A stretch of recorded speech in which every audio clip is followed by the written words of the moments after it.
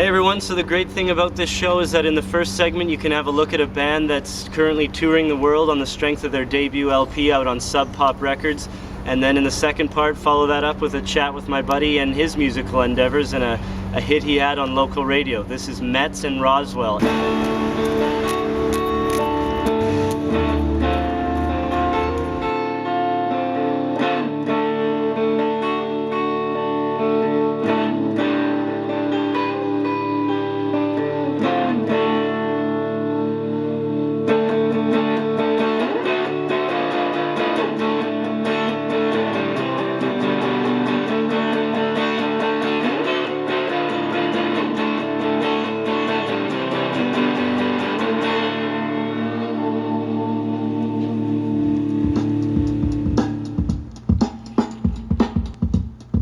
So I was very lucky to sit down with Metz prior to their show May 3rd here at the Biltmore. Let's see what they had to say.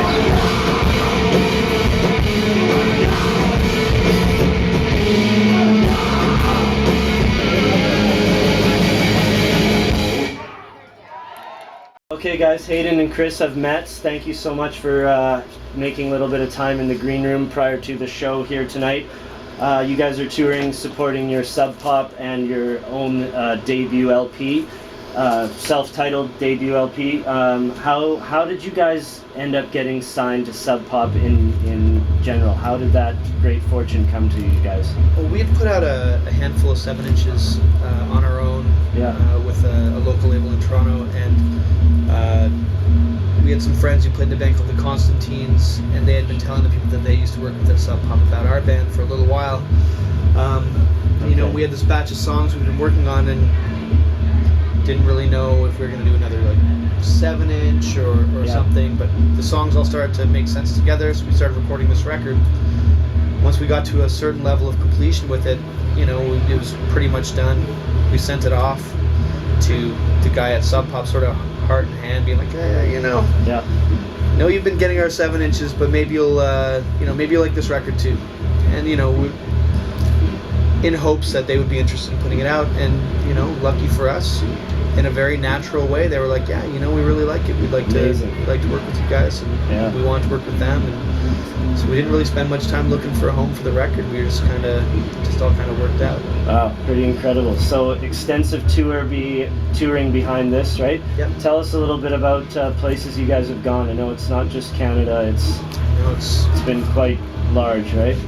For a debut album. I mean, we've been to Europe a couple of times, well, the UK a couple of times, and continental Europe. We just did a really long haul over there. We did about 8 or 9 weeks, and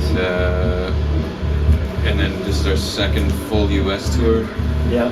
So and as soon as this one ends, we go back to the UK for another couple of weeks, and then we start doing festival stuff in Europe and North America. That'll be incredible. Yeah, it's been awesome. We don't get to see much, unfortunately, when we tour, because it's not like traveling like normal. You don't get to see all the sights and stuff, but every once in a while you get a few hours to sort of dig around and see what there is to offer. Hey, I'm in Europe. Like, they better let this sink in. It takes a minute to sort of realize the best way to take it all in, you know. Yeah. I got used to sort of trying to take a walk after sound check. Yeah. So they do things a little bit differently over there. Like, you basically have a big family dinner with everybody who's working after you finish checking. It's really nice. But I found going for like a walk for an hour or two, it gives you a chance to get out of the idea that you're just in a van in a dark club. Yeah, nice. It's nice. Okay, well, 2 standout tracks for me off the debut LP here. The lead track, Headache, great intro to the album, really gets you into it. And Wet Blanket, I think there's a nice build in that song halfway through. Mm-hmm. How did the recording of Wet Blanket go down, and how did that song come about? We wrote that one a long time. Yeah, it's a while. The whole record was sort of recorded in different spells. It was always a collective thought. Like we always treated this batch of songs as one thing. Cohesive. Yeah, totally. I think like some of the drum tracks were done in like a barn outside of the country, and then we did a bunch of other stuff in a studio downtown Toronto where we live. Those 2 specifically, I can't remember what the recording process was like in terms of those actual songs, but I think with Headache, I think we had almost like, before we recorded it, we had almost gotten to the point where like we just didn't really like the song anymore. Really? Played it too many times? We were just like, this song sucks, forget it. Yeah, it's true. We recorded it, and when we went back over it and did the vocals and kind of like ironed out some of the creases, it ended up being a song we felt really good about, and it sort of came back. And now actually I still really like the song. Yeah, I think we changed up the rhythm with it too. It used to have a slightly different beat to it, and we changed that. It just seemed to flow a lot better. It seemed effortless, so it was got life in it. You must have great confidence in it, putting it on the first slot, right, on the LP. So yeah, the sequence of that record was actually something we agonized over. Yeah, the songs were all pretty unrelenting, so to put them back to back with each other, it just took us a while to figure out a way to put them together where it didn't feel just like getting like bludgeoned. Yeah, the whole time, you know? Just give the ears a rest at certain parts and stuff. Yeah. Okay, well, aside from the touring in Europe and the festivals, any thoughts on a second record yet, or is that lots of writing going on the road? We haven't been home for very long since the record came out, but when we have been home, we've been writing pretty consistently. When we were home for about 10 days altogether, I think, the last time after we got home from Europe before we left on this tour. We got into the studio and recorded a couple new songs then. Nice. And so one of those is going to see the light of day sometime in the next 2 months. Yeah. And the other, I'm not really sure, but we're all very keen to get in and start writing new music. Yeah. This record's been done for a long time for us. Yeah, so play some new stuff live, I'm sure. Yeah. We're not the type of band that writes on the road. You know, we don't. It just seems out of the element that we feel most comfortable in. Like when we're out playing live, it's just about the show. Yeah. When we're at home, it's just about writing. So it's just, I don't know. There's not enough opportunity during sound check to really fuck around with stuff and figure out if it's just not the right environment to do it. Yeah. We tried, didn't work. Yeah. Okay. Well, I can't say enough about how pumped I am to see you guys live. I've never seen you before, so have a great show, and thank you so much for taking the time to do this for you. Yeah, thanks for doing this, man. I really appreciate it. Thank you, guys. Thank you.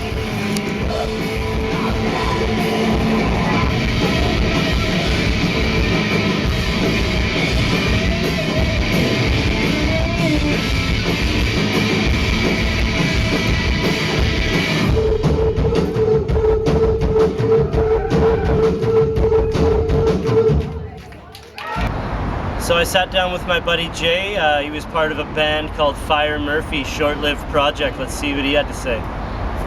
Hey everyone out there, we're here with my buddy, longtime friend Jay, producer by the name of Roswell. Say hi to everyone out there. Hey everybody. Cool, thanks for being here, being with us. We can take it easy in this interview. We go way back, so nothing too serious here, just having a chat. Where do we start? We met, first time I saw this guy's musical talent, he blew the roof off of Kingswood Elementary's gym with a nutty drum solo. He was a god for a week there in elementary school, and he's been talented in all aspects of music ever since. We partied together in the Vancouver rave days, which led you to buying your first set of decks, right? Yeah. The tail end there. Yeah. And from there, got into production. So what happened? How'd you go from decks to production? I was kind of on the tail end of the rave days. My buddy Vincent DeVera, who I work with right now, we actually produce music for video games for a company called Clay Entertainment. You might have heard of them. They've done the game Shank 2, Mark of the Ninja. And you did the soundtrack for that? For all of them, yeah. Oh wow, crazy.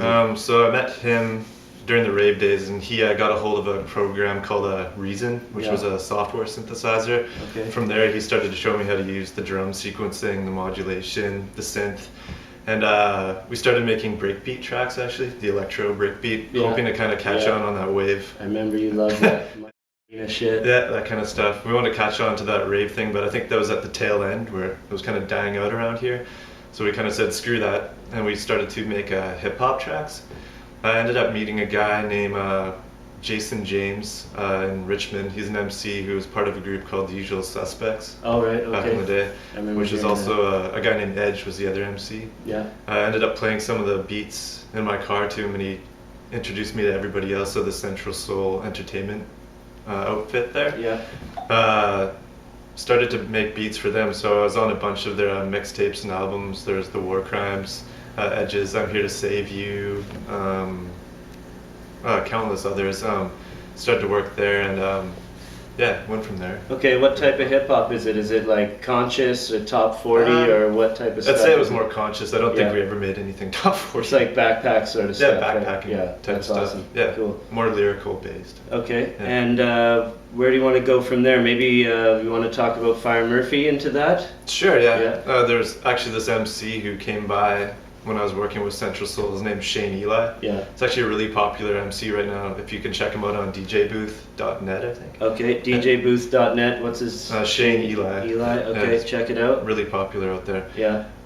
He came by and we were working out a bunch of tracks together. And what happened? I think one day we said we're getting kind of tired of making hip hop stuff. It was just constant hip hop all the time.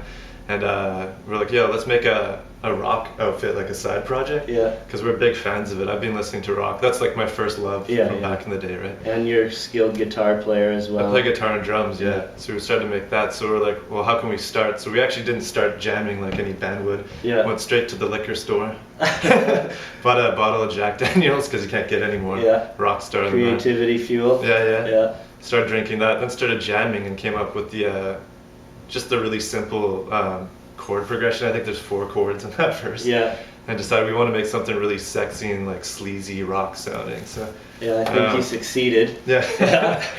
And so came up with that. We actually laid down on the drums a really crappy sequencing first. Yeah. We had a drum set that was actually set up there that we actually recorded over top of the sequencer with the drum set using just one microphone. Kind of set up right in the middle. Yeah. So that's why it kind of sounds pretty loose and raw.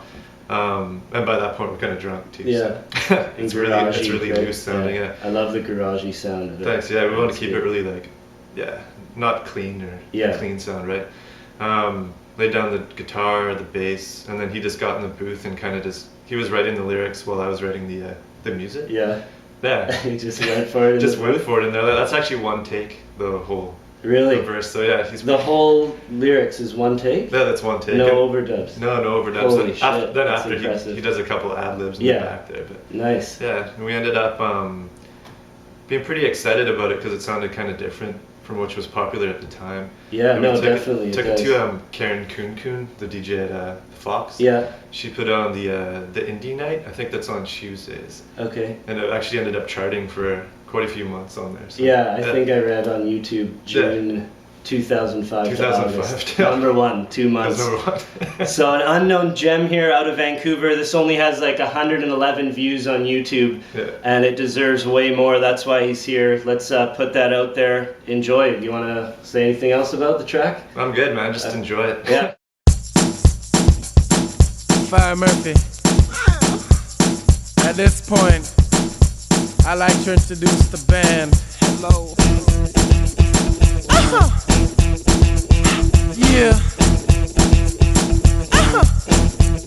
She said she plays with fire. She got a big lighter. She wanna burn me up. She had a gasoline tongue and a matchstick body. She happy I turned up. She had on sweatpants and I had white spats. We drank whiskey from the same cup. Flowers in her hair and I was right there. This ain't something that I made up.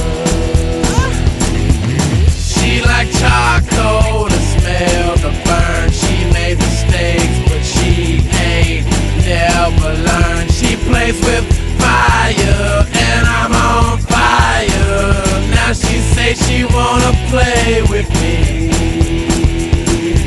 She missed the life, she left the apartments where she slept. She wanna rest with me.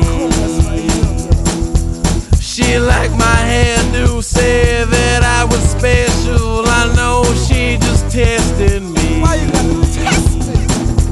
She bathed in kerosene, cigarette she's lighting. She say she